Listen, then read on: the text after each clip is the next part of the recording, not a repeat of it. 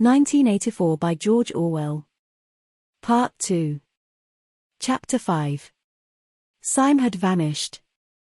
A morning came, and he was missing from work. A few thoughtless people commented on his absence. On the next day nobody mentioned him. On the third day Winston went into the vestibule of the records department to look at the notice board. One of the notices carried a printed list of the members of the chess committee, of whom Syme had been one. It looked almost exactly as it had looked before. Nothing had been crossed out, but it was one name shorter. It was enough. Syme had ceased to exist. He had never existed. The weather was baking hot. In the labyrinthine ministry the windowless, air-conditioned rooms kept their normal temperature, but outside the pavements scorched one's feet and the stench of the tubes at the rush hours was a horror. The preparations for Hate Week were in full swing, and the staffs of all the ministries were working overtime. Processions, meetings, military parades, lectures, waxworks, displays, film shows, telescreen programs all had to be organized, stands had to be erected, effigies built, slogans coined, songs written, rumors circulated, photographs faked. Julia's unit in the fiction department had been taken off the production of novels and was rushing out a series of atrocity pamphlets. Winston, in addition to his regular work, spent long periods every day in going through back files of the Times and altering and embellishing news items which were to be quoted in speeches. Late at night, when crowds of rowdy proles roamed the streets, the town had a curiously febrile air. The rocket bombs crashed oftener than ever, and sometimes in the far distance there were enormous explosions which no one could explain and about which there were wild rumors. The new tune which was to be the theme song of Hate Week, the Hate Song, it was called, had already been composed and was being endlessly plugged on the telescreens. It had a savage, barking rhythm which could not exactly be called music, but resembled the beating of a drum. Roared out by hundreds of voices to the tramp of marching feet, it was terrifying. The proles had taken a fancy to it, and in the midnight streets it competed with the still popular It Was Only a Hopeless Fancy. The parson's children played it at all hours of the night and day, unbearably, on a comb and a piece of toilet paper. Winston's evenings were fuller than ever. Squads of volunteers, organized by parsons, were preparing the street for Hate Week, stitching banners, painting posters, erecting flagstaffs on the roofs, and perilously slinging wires across the street for the reception of streamers. Parsons boasted that Victory Mansions alone would display 400 meters of bunting. He was in his native element and as happy as a lark. The heat and the manual work had even given him a pretext for reverting to shorts and an open shirt in the evenings. He was everywhere at once, pushing, pulling, sawing, hammering, improvising, jollying everyone along with comradely exhortations and giving out from every fold of his body what seemed an inexhaustible supply of acrid-smelling sweat. A new poster had suddenly appeared all over London. It had no caption, and represented simply the monstrous figure of a Eurasian soldier, 3 or 4 meters high, striding forward with expressionless Mongolian face and enormous boots, a submachine gun pointed from his hip. From whatever angle you looked at the poster, the muzzle of the gun, magnified by the foreshortening, seemed to be pointed straight at you. The thing had been plastered on every blank space on every wall, even outnumbering the portraits of Big Brother. The proles, normally apathetic about the war, were being lashed into one of their periodical frenzies of patriotism. As though to harmonize with the general mood, the rocket bombs had been killing larger numbers of people than usual. One fell on a crowded film theater in Stepney, burying several hundred victims among the ruins. The whole population of the neighborhood turned out for a long, trailing funeral which went on for hours and was in effect an indignation meeting. Another bomb fell on a piece of waste ground which was used as a playground and several dozen children were blown to pieces. There were further angry demonstrations. Goldstein was burned in effigy, hundreds of copies of the poster of the Eurasian soldier were torn down and added to the flames, and a number of shops were looted in the turmoil. Then a rumor flew round that spies were directing the rocket bombs by means of wireless waves, and an old couple who were suspected of being of foreign extraction had their house set on fire and perished of suffocation. In the room over Mr. Charrington's shop, when they could get there, Julia and Winston lay side by side on a stripped bed under the open window, naked for the sake of coolness. The rat had never come back, but the bugs had multiplied hideously in the heat. It did not seem to matter. Dirty or clean, the room was paradise. As soon as they arrived, they would sprinkle everything with pepper bought on the black market, tear off their clothes, and make love with sweating bodies, then fall asleep and wake to find that the bugs had rallied and were massing for the counterattack. 4, 5, 6, 7 times they met during the month of June. Winston had dropped his habit of drinking gin at all hours. He seemed to have lost the need for it. He had grown fatter, his varicose ulcer had subsided, leaving only a brown stain on the skin above his ankle. His fits of coughing in the early morning had stopped. The process of life had ceased to be intolerable. He had no longer any impulse to make faces at the telescreen or shout curses at the top of his voice. Now that they had a secure hiding place, almost a home, it did not even seem a hardship that they could only meet infrequently and for a couple of hours at a time. What mattered was that the room over the junk shop should exist. To know that it was there, inviolate, was almost the same as being in it. The room was a world, a pocket of the past where extinct animals could walk. Mr. Charrington, thought Winston, was another extinct animal. He usually stopped to talk with Mr. Charrington for a few minutes on his way upstairs. The old man seemed seldom or never to go out of doors, and on the other hand to have almost no customers. He led a ghost-like existence between the tiny, dark shop, and an even tinier back kitchen where he prepared his meals and which contained, among other things, an unbelievably ancient gramophone with an enormous horn. He seemed glad of the opportunity to talk. Wandering about among his worthless stock, with his long nose and thick spectacles and his bowed shoulders in the velvet jacket, he had always vaguely the air of being a collector rather than a tradesman.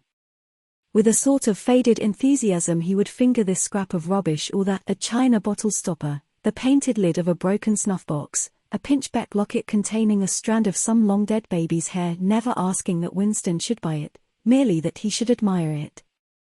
To talk to him was like listening to the tinkling of a worn-out musical box.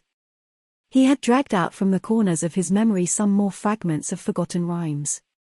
There was one about 24 blackbirds, and another about a cow with a crumpled horn, and another about the death of poor Cock Robin.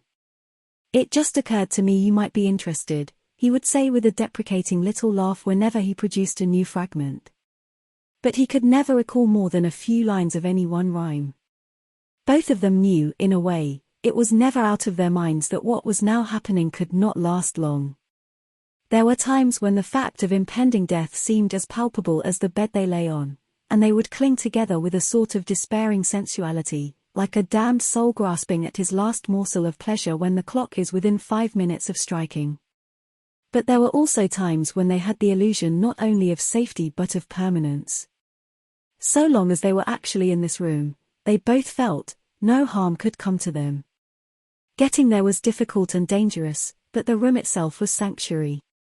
It was as when Winston had gazed into the heart of the paperweight, with the feeling that it would be possible to get inside that glassy world, and that once inside it time could be arrested. Often they gave themselves up to daydreams of escape. Their luck would hold indefinitely, and they would carry on their intrigue, just like this, for the remainder of their natural lives. Or Catherine would die, and by subtle maneuverings Winston and Julia would succeed in getting married. Or they would commit suicide together.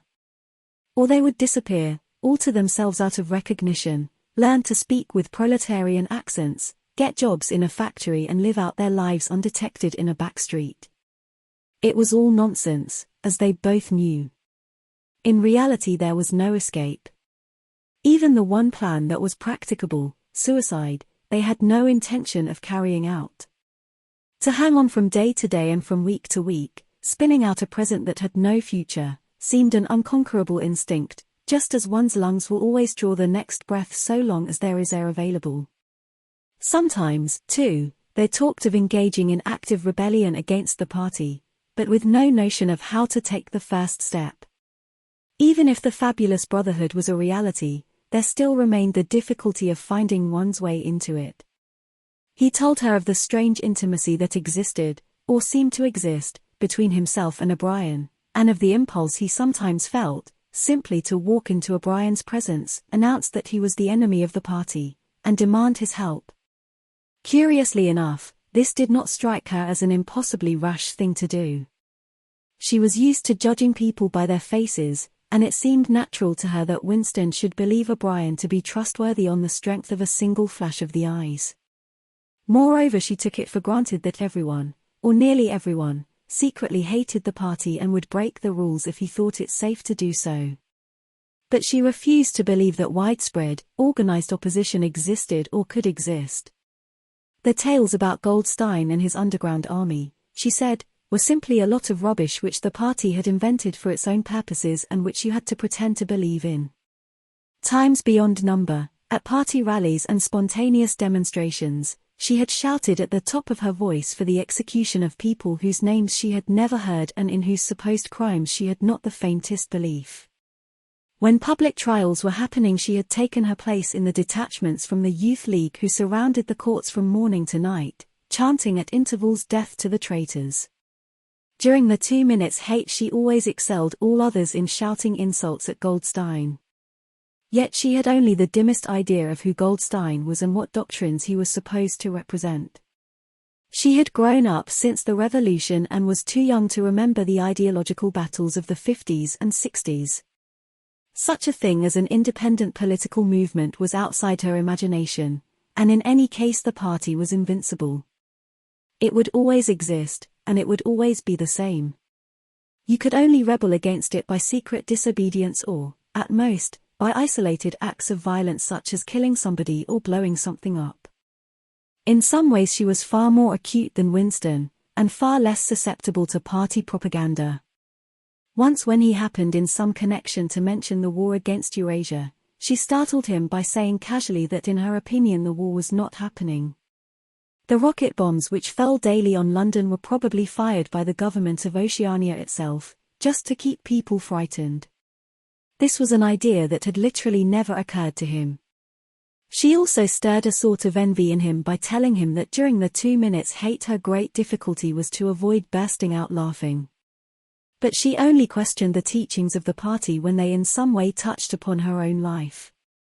Often she was ready to accept the official mythology, simply because the difference between truth and falsehood did not seem important to her. She believed, for instance, having learnt it at school, that the party had invented aeroplanes. In his own school days, Winston remembered, in the late 50s, it was only the helicopter that the party claimed to have invented. A dozen years later, when Julia was at school, it was already claiming the aeroplane. 1 generation more, and it would be claiming the steam engine. And when he told her that aeroplanes had been in existence before he was born and long before the Revolution, the fact struck her as totally uninteresting. After all, what did it matter who had invented aeroplanes? It was rather more of a shock to him when he discovered from some chance remark that she did not remember that Oceania, 4 years ago, had been at war with Eastasia and at peace with Eurasia.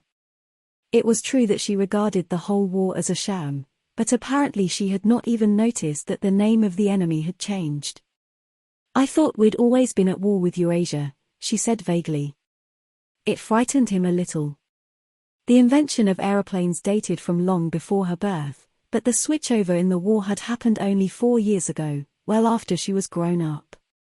He argued with her about it for perhaps a quarter of an hour. In the end he succeeded in forcing her memory back until she did dimly recall that at one time Eastasia and not Eurasia had been the enemy. But the issue still struck her as unimportant. "Who cares?" she said impatiently. "It's always one bloody war after another, and one knows the news is all lies anyway." Sometimes he talked to her of the records department and the impudent forgeries that he committed there. Such things did not appear to horrify her. She did not feel the abyss opening beneath her feet at the thought of lies becoming truths. He told her the story of Jones, Aronson, and Rutherford and the momentous slip of paper which he had once held between his fingers. It did not make much impression on her. At first, indeed, she failed to grasp the point of the story. "Were they friends of yours?" she said. No, I never knew them. They were inner party members. Besides, they were far older men than I was. They belonged to the old days, before the revolution. I barely knew them by sight. Then what was there to worry about? People are being killed off all the time, aren't they? He tried to make her understand. This was an exceptional case. It wasn't just a question of somebody being killed. Do you realize that the past, starting from yesterday, has been actually abolished? If it survives anywhere, it's in a few solid objects with no words attached to them, like that lump of glass there. Already we know almost literally nothing about the revolution and the years before the revolution. Every record has been destroyed or falsified, every book has been rewritten, every picture has been repainted, every statue and street and building has been renamed, every date has been altered. And that process is continuing day by day and minute by minute. History has stopped. Nothing exists except an endless present in which the party is always right.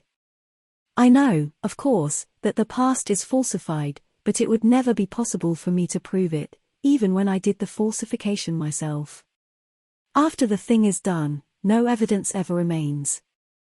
The only evidence is inside my own mind, and I don't know with any certainty that any other human being shares my memories.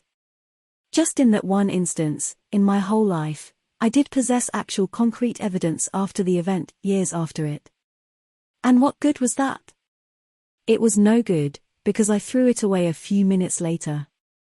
But if the same thing happened today, I should keep it. Well, I wouldn't, said Julia. I'm quite ready to take risks, but only for something worthwhile, not for bits of old newspaper.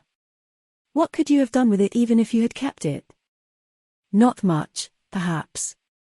But it was evidence. It might have planted a few doubts here and there, supposing that I dared to show it to anybody. I don't imagine that we can alter anything in our own lifetime. But one can imagine little knots of resistance springing up here and there, small groups of people banding themselves together, and gradually growing, and even leaving a few records behind, so that the next generations can carry on where we leave off. I'm not interested in the next generation, dear. I'm interested in US. You're only a rebel from the waist downwards, he told her. She thought this brilliantly witty and flung her arms round him in delight. In the ramifications of party doctrine she had not the faintest interest. Whenever he began to talk of the principles of INGSOC, doublethink, the mutability of the past, and the denial of objective reality, and to use newspeak words, she became bored and confused and said that she never paid any attention to that kind of thing. One knew that it was all rubbish, so why let oneself be worried by it? She knew when to cheer and when to boo, and that was all one needed. If he persisted in talking of such subjects, she had a disconcerting habit of falling asleep.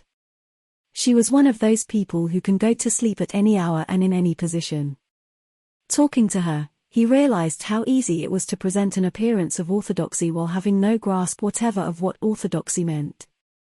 In a way, the worldview of the party imposed itself most successfully on people incapable of understanding it. They could be made to accept the most flagrant violations of reality, because they never fully grasped the enormity of what was demanded of them, and were not sufficiently interested in public events to notice what was happening. By lack of understanding they remained sane.